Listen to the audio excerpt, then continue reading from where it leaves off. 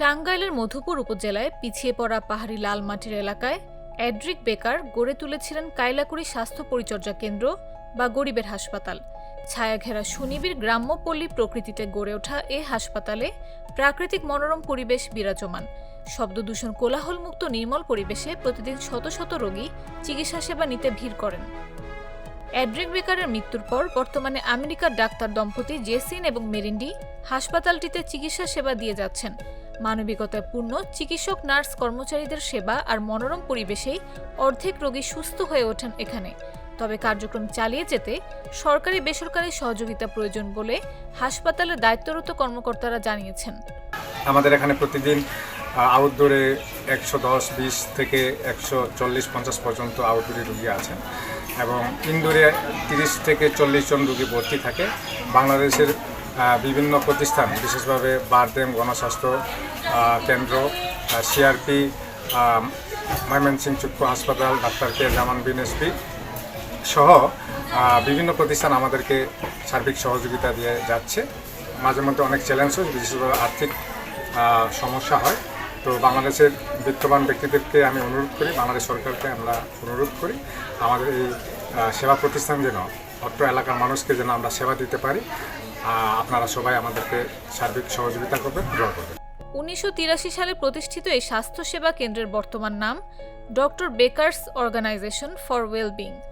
মানবতাপূর্ণ এই প্রতিষ্ঠান টাঙ্গাইলের মধুপুরের দারিদ্র্যপীড়িত হিন্দু, মুসলিম, গারো অধ্যুষিত এলাকায় স্থাপন করে নিউজিল্যান্ডের বাসিন্দা ডাক্তার এড্রিক বেকার, যিনি ডাক্তার বেকার ভাই নামে দেশজুড়ে পরিচিত ছিলেন।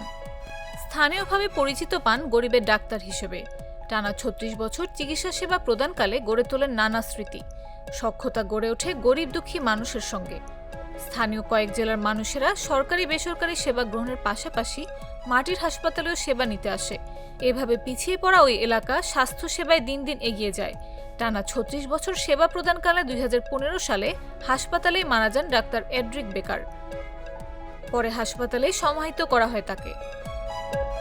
তার মৃত্যুর পর হাসপাতাল নিয়ে চিন্তিত হয়ে পড়েন কর্মকর্তা কর্মচারীরা। এ অবস্থায় 2018 সাল থেকে এই হাসপাতালের চিকিৎসকদের সঙ্গে যুক্ত হন এবং হাল ধরেন আমেরিকান এক চিকিৎসক দম্পতি জেসিন এবং মেরিন্ডি। তাদের পরামর্শে বর্তমানে চলছে মাটির ঘরের এই হাসপাতালের কার্যক্রম।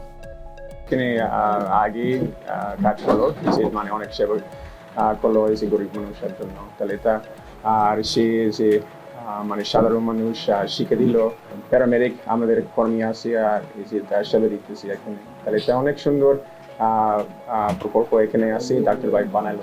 Very happy to get to come here and to have the privilege of being able to help these people and to work alongside all the wonderful workers in our project. It's a great privilege for us.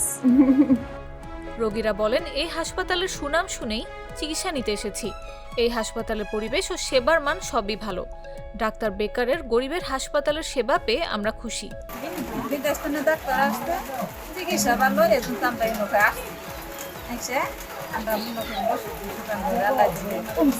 Mymensingh হাসপাতালে 2 বার এখানে ভর্তি, এখান থেকে 12 অন্তরে পরীক্ষা সমস্ত কাগজপত্র এখানে আইনে নিজের অন্তরে ওষুধপাতি দিতেছে।